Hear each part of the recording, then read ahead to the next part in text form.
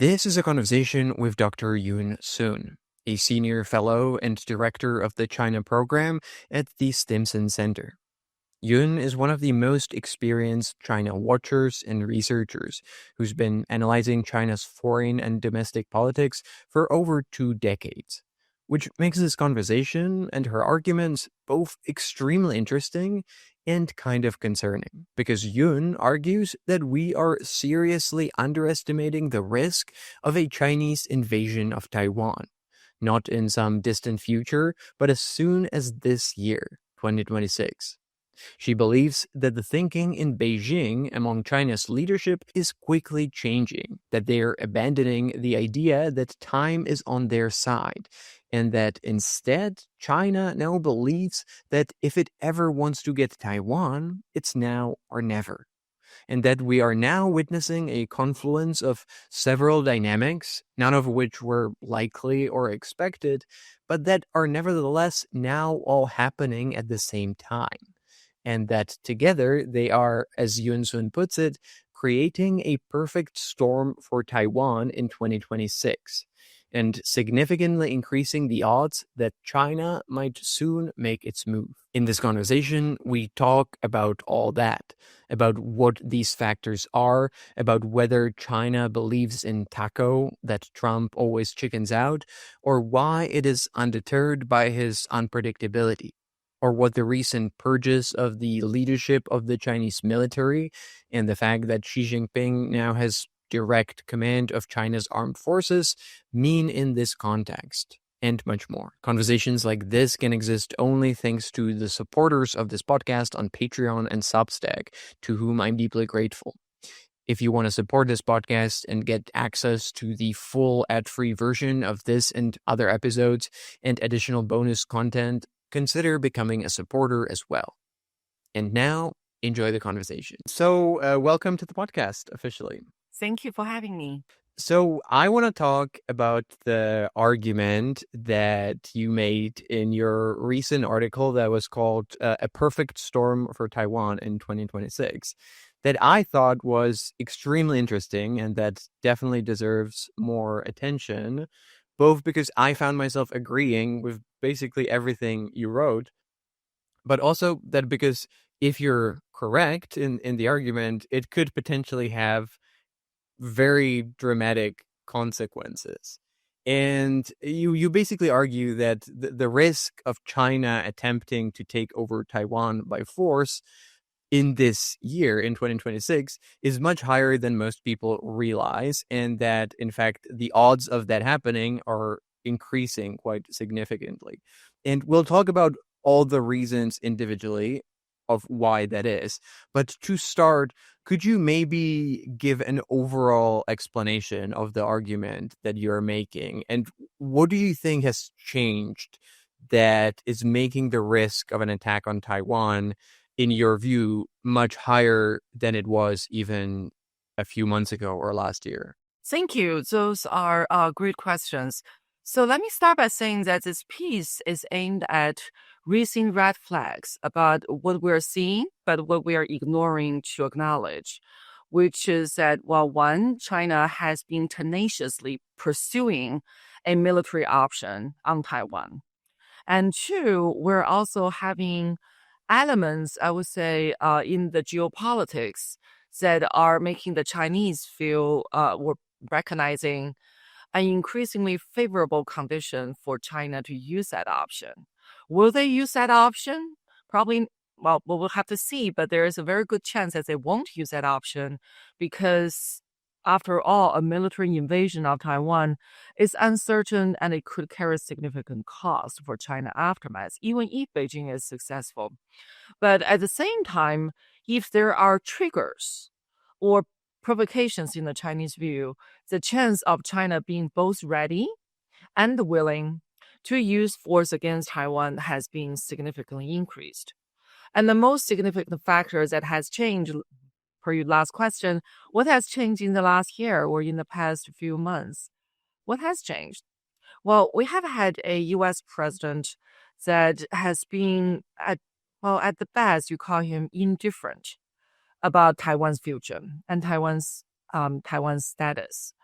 And he is also being perceived as most unlikely to adopt a military intervention in the Taiwan contingency if mainland China decides to use force.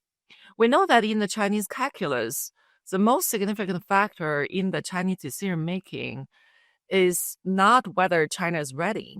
Well, China is ready for what? Is China ready to take over Taiwan? The key to that question is another question. Is China ready to counter and also succeed in the event of a US military intervention? I think that's what gives the Chinese pause, right? The Chinese leader will say, when I call the PLA to fight, the PLA will fight. But the question is, when PLA goes to a war with the Americans over Taiwan, can they be successful? Which is why that, in my view, what has decided China's decision on whether they will use force on Taiwan, whether they're ready and willing, is never about Taiwan. And it's not about China either. It has always hinges upon the prospect of US military intervention. So now with the perception that US president, there has never been a president so indifferent about the future of Taiwan and the status of Taiwan, and so unlikely to use force, that gives Chinese ideas, that gives the Chinese encouragement. I want to dig a little deeper into that, into the basically what would you say is the key argument for why you think China would be more tempted than ever before to go for it this year, which is, as you say, Donald Trump's presidency. So maybe to start, how does China actually see Donald Trump's and his foreign policy and his actions in the second term? What do you think is their perception and understanding of how Donald Trump acts and how it might affect China? So at the beginning of the second Trump administration, the Chinese were anticipating storms unseen in the U.S.-China relations. The reason that they had such a negative outlook was because during the first Trump administration, China and U.S. broke into the trade war, and the U.S. adopted a number of policies on Taiwan, on South China Sea. Great power competition became the theme of the U.S. national security strategy. So it all started with Trump 1, right? Now we're in Trump 2. The Chinese were anticipating that Trump would pick it up where he left it in 2021. They anticipate that trade war was going to escalate. They also anticipate the most annoying thing or the most threatening issue that has emerged for China during Trump 1 were two things. The first one was Trump administration's support of Taiwan. That with the great power competition, Taiwan inevitably becomes a useful, if not extremely valuable piece of leverage and asset for the U.S. grand strategy. And the second issue that started to flare up that catered right into the Chinese most sensitive nerve was this notion that the Trump administration during the first term was focused on Chinese Communist Party. This perception is not untrue because during the first Trump administration, there was a very strong ideological theme in U.S. policy towards China. And you would hear the Secretary of State and National Security Advisor repeating statements such as, we love Chinese people. Chinese people are good. It is the Chinese Communist Party that we need to counter and we need to deal with as a threat. And that is sensitive for the Chinese Communist Party because that's essentially a message of separating the party from the people. That's severely undermining the legitimacy or the legitimacy base of the Chinese Communist Party. So Beijing definitely perceived that message as one of regime change and drew the conclusion that under Trump 1, United States was aimed at changing the Chinese political system. So that's why when they look at the Trump 2 from the very beginning, they saw that this was going to be unprecedented turbulence and potentially even a hot war with between U.S. and China. The trade war they anticipated happened. You recall the 145% tariff that was announced in April, but it quickly de-escalated. And because China was willing and confident enough to counter-impose 145% of tariff to U.S. export to Taiwan. There are other reasons why this trade war de-escalated, but basically moving forward, we're also seeing China was able to use its rare earth minerals as a countermeasure to retaliate against U.S. trade measures. So from 2025, I think the Chinese learned a few very interesting lessons. The first one is China is unprecedentedly capable of countering U.S. in terms of trade measures. In the past, the notion was, well, because U.S. exports so much to China, China is vulnerable. And China could potentially face significant economic impact if U.S. imposes tariffs on Chinese products. So basically for China, the year of 2025 gave the Chinese an experience that China is not incapable to counter the U.S. economic threat or economic warfare. And this newfound confidence in the Chinese decision-making also give the Chinese conviction that in the event of a U.S.-China confrontation, China is not necessarily going to be the losing party. And especially if you think about, for example, look at what happened most recently, the release of the U.S. national security strategy and also the release of the U.S. national defense strategy. What we are basically seeing is a U.S. making commitment to its own Monroe Doctrine, to the prioritization of the Western Hemisphere, to the commitment to peace, as well as a desire to stay away from military intervention. And the national security strategy specifically used the term that U.S. has a predisposition to non-interventionism. And throughout these two documents, you don't see anywhere of China being referred to as threat or a challenge. What that essentially means, the signal being received by China is that great power competition is no longer the same. U.S. China are looking at a very different a very different nature of their bilateral relations. And the greatest of all, U.S. is pursuing a sphere of influence vision for the grand strategy. And if U.S. prioritizes Western Hemisphere as its own sphere of influence, by the same token, the Chinese will see West Pacific, especially Taiwan, as rightly and squarely sitting in China's sphere of influence. So I think all these understanding or these perceptions about the Trump administration's grand strategy gives China more confidence about taking action against Taiwan without necessarily getting into a war with the United States at all. Just a quick break here. If you care about geopolitics, and I assume you do since you're listening to this, you might want to consider signing up to get my newsletter, Station Zero. Once every week or two, you'll get a free geopolitical analysis, a story, trend, or pattern of something that's really important but that most people tend to miss. Like the one where I talk about why there seems to be more and more war and conflict all around the globe. Why it's not just a feeling, but actually a verifiable fact.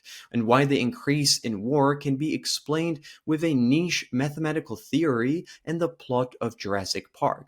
And what it means for the future of geopolitics. If you want to sign up, just click the link in the description. And now, back to the conversation. Yeah, right. I completely agree. I couldn't agree more. I think that if I was in China, I would be thinking exactly the same thing, looking at everything the US is doing, the strategic documents they're putting out, what Trump is saying. I would kind of come to the same conclusion.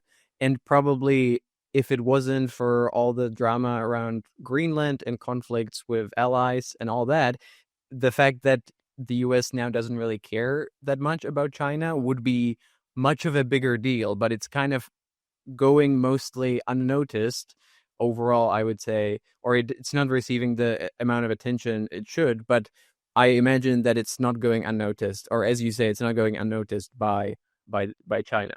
Yeah, here is what I really want to say in the piece, which is in the United States, I think people are couching on the idea. We're sitting on the couch. We believe we have a conviction that China wouldn't dare. that the uncertainty is too much for China. And somehow, because the United States still is a superpower, is a hegemon, and all these pre-existing notions and perceptions will be sufficient to prevent China from getting adventurous. What I want to say in this piece is that if you put one and one together, you're going to have a pretty definitive answer in China that they are perceiving U.S. reluctance to intervene anywhere. They are watching U.S. basically prioritizing Western Hemisphere. They're also seeing U.S. dismantling, or at the minimum, doing significant damage to the alliance system that U.S. has built since the end of World War II. So for the Chinese, I don't think that they have these romantic ideas that the Americans would, well, a lot of people here would have, which is, oh, the Chinese won't dare. What I want to raise in this piece is that, well, the Chinese watch our strategy very closely. They draw their own conclusions about where our priorities lie and what our actions will be. And there are some very creative thinking going on that potentially will lead to military adventurism. Yeah. What I think and someone might make an argument. I think especially supporters of Donald Trump might make an argument that one of his big advantages is that he's so unpredictable in foreign policy, that no foreign leader can ever guess what he's going to do or what he's not going to do. And that serves as a great deterrence, and that it serves as a deterrence against China on Taiwan, because they can't really predict what he's going to do, so they wouldn't dare to do something like that. I'm personally, I don't really agree with that too much, but what is your view on that? And does it, because I think maybe it applied in his first term, but in his second term, maybe not so much. What is your view on that? Unpredictability is certainly a very useful instrument on President Trump's part, right? That just exactly like you said, well, if he's so unpredictable, wouldn't that give China pause? I think yes, but that's not the only factor. And the question here is that for such a significant security issue, are we comfortable basing our policy and basing our assessment purely based on President himself's unpredictability? Meaning that if we say we have a 30% probability of China invading Taiwan within the year, are we willing to let President Trump's unpredictability be our primary policy to counter that 30% probability? So I think for national security professionals, the answer is no. Even if it's just a 30% probability, doesn't seem to be the majority of the, it doesn't seem that it's more likely than not, right? But for a matter as significant as Taiwan and as critical as a war, 30% is extremely high and it's extremely risky. So are we willing to take on that risk and let one person's unpredictability be the primary answer to that risk? I think that's very risky by itself. And the second point I want to make is that we know that President Trump has said, oh, Xi Jinping wouldn't do it. He wouldn't do it under my watch. And here I think there is an interesting historical precedent, which was in 2015. President Xi paid a visit to Washington, D.C. He met with President Obama, then President of the United States, and they talked about South China Sea.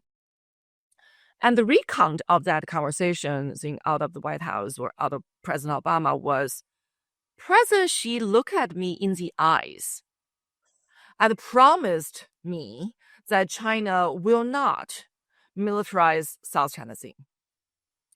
And we all know what happened. Xi Jinping went back to China and did it anyway. And I think the reason that he did it was not only because he could, but also because I think in Xi's personality, there's an element of tenacity. When he sees the goal, he will not easily abandon the goal.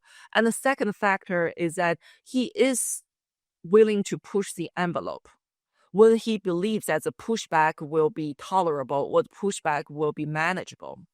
So I think that's what we saw 10 years ago. And I think if you think about President Trump's priority, which is domestic security, homeland security, Western Hemisphere, a lot of these would require there to be a relatively stable external environment for U.S. to focus internally, to focus inward, right?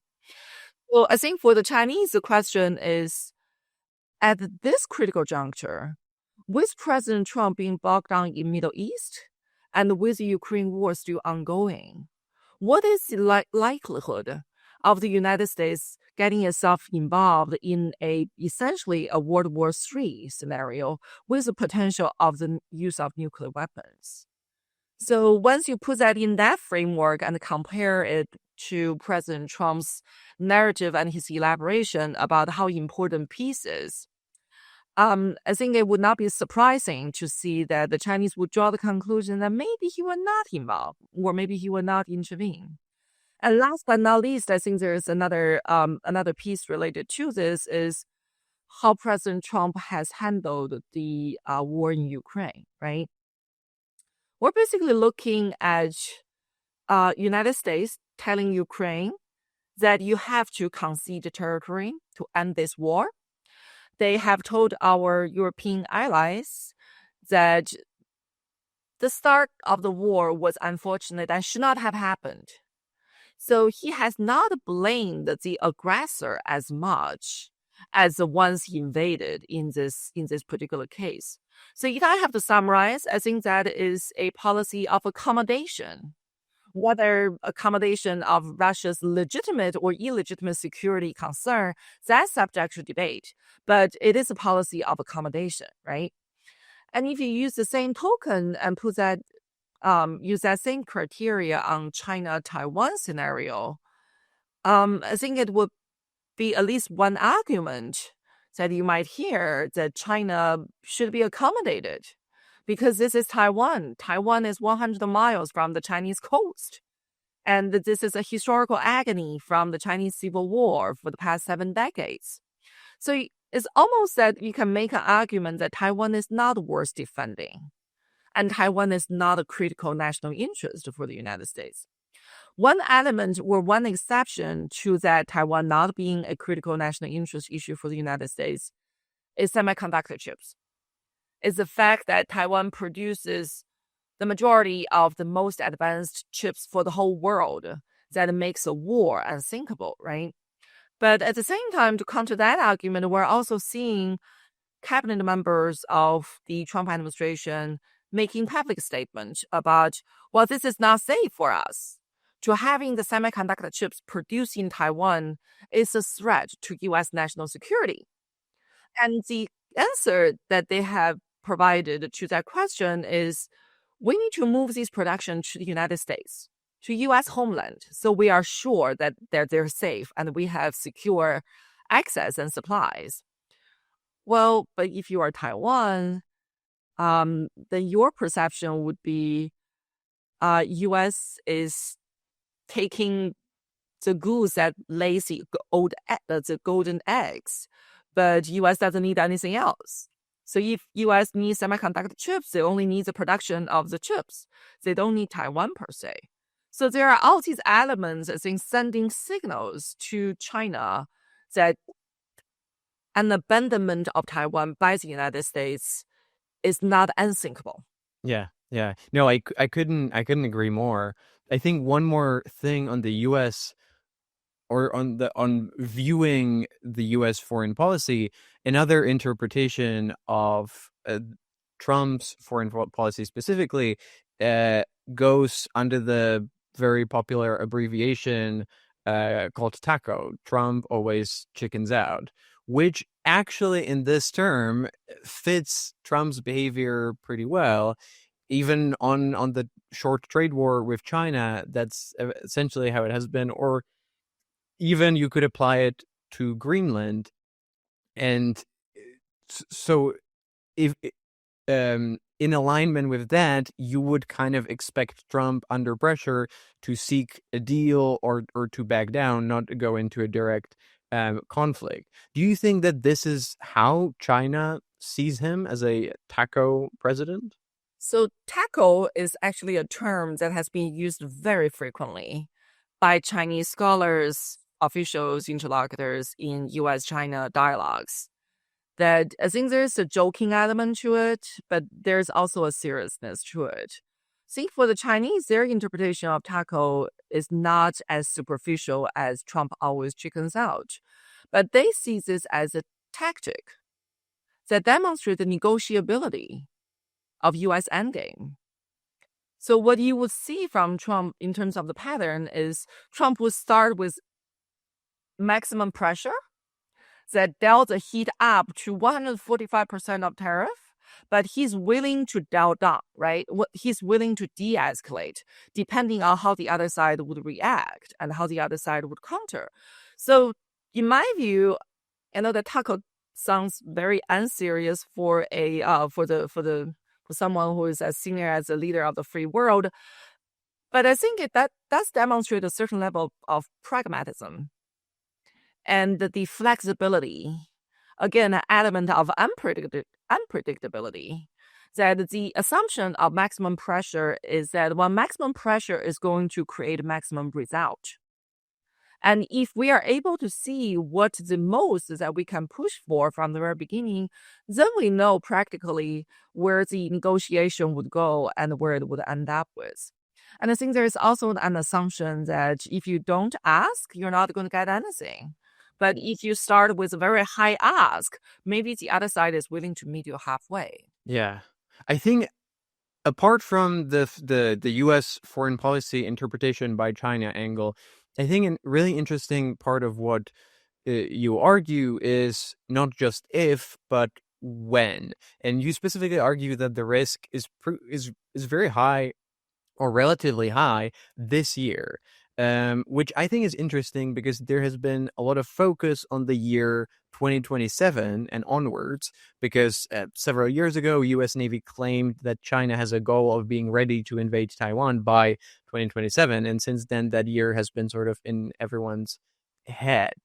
And Donald Trump will actually be president for at least another 3 years. So if China would want to do something, wouldn't 2027 or even 2028, which would be an election year in the US, make more sense than this year? I think it would. And I think that's another interesting element that my piece wants to discuss, which is, well, whether China will take action on Taiwan is actually associated with the political cycles, both in the United States and China, right? 2027 is extremely unlikely. I would say the probability is maybe not zero, but close to zero for a very specific reason. This is the party congress here for China. Chinese Communist Party is going to have its 21st party congress in the fall of 2027. What it means for people who work on China's domestic politics is that for any given party congress here, the supreme priority of the government is internal stability, is political certainty rather than uncertainty. Why? Because party congress, the most important elements or the most important decisions to be made at the party congress is the leadership, is who will be in the Politburo, who will be in the Politburo Standing Committee, and who will be the leaders of what. What that means is that this year is marked as a heightened period of intra-party politics. And when there are heightened personnel politics or elite politics going on, what the leader will want to avoid is to have such a big uncertainty associated with Taiwan affecting how the personnel politics would align. So this means that in 2027, just for the simple fact that Chinese Communist Party will have the party congress, it makes invasion of Taiwan extremely unlikely, if not entirely impossible. Then there's a question, why not 2028, right? I think this is an interesting question because in 2028, we will have the next U.S. presidential election. And I think Chinese have had a very specific experience in 2020 that made them believe that having serious actions against Taiwan in the US presidential election year is not a good idea. And here's why. In 2020, people might recall it was the first year of COVID, US-China relationship plummeted, and Donald Trump domestic popularity also plummeted because of COVID. So starting in October of 2020, the Chinese started a very significant, they had a very significant fear that Donald Trump was going to launch a war over Taiwan with China in order to stay on as a wartime president. Because if you think about the historical example of the president of Roosevelt, he was a full-time president because of the World War II. So only during wartime, the term limit of the US president could potentially be adjusted. I won't say removed. So for the Chinese in 2020, they saw COVID, they saw Trump and Trump's team acting extremely hostilely towards China. And they were drawing conclusions that, well, maybe there will be an October surprise over Taiwan, so Trump will stay on as a wartime president. And this fear escalated so much, if you recall, so much that the Chinese were sending signals and sending inquiries to the U.S. military about whether there's going to be a war simply for U.S. domestic political reasons. And that's when the then chairman of the Joint Chief, Mark Milley, called his Chinese counterpart, the chief of the PLA Joint Staff, Liu Zhenli, at that time in the December of 2020, to reassure the Chinese that the U.S. military would not just launch a war against China because of President Trump tells them to.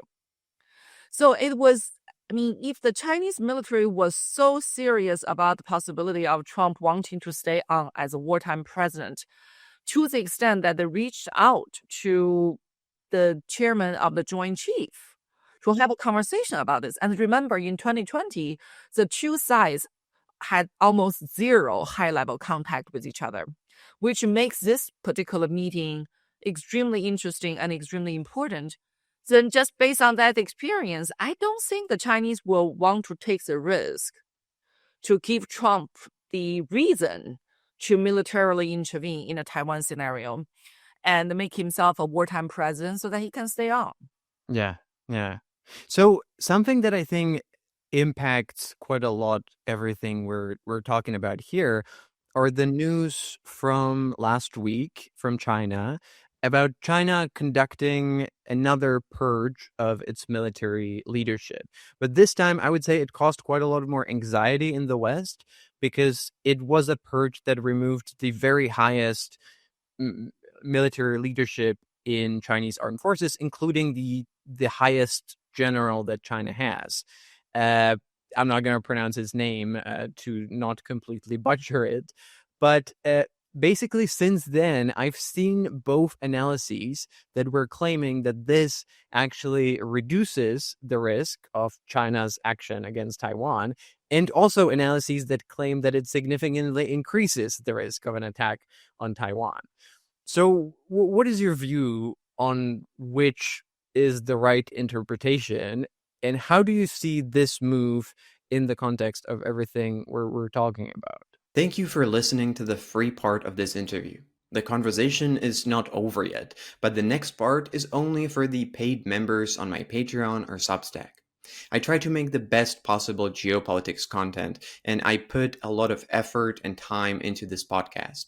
And there's quite a lot of costs that I have to pay that are associated with it. It's the supporters on Patreon that allow me to do all that, and making part of every single interview exclusively available only for them is my way of saying thank you, since without them, it just wouldn't exist. So if you want to listen to the rest of the interview, ask questions to guests who appear on the show, or myself, get bonus content and my own takes on geopolitics, become part of an active community of geopolitics enthusiasts, and most importantly, make the continued existence of this podcast possible, do consider becoming a supporter.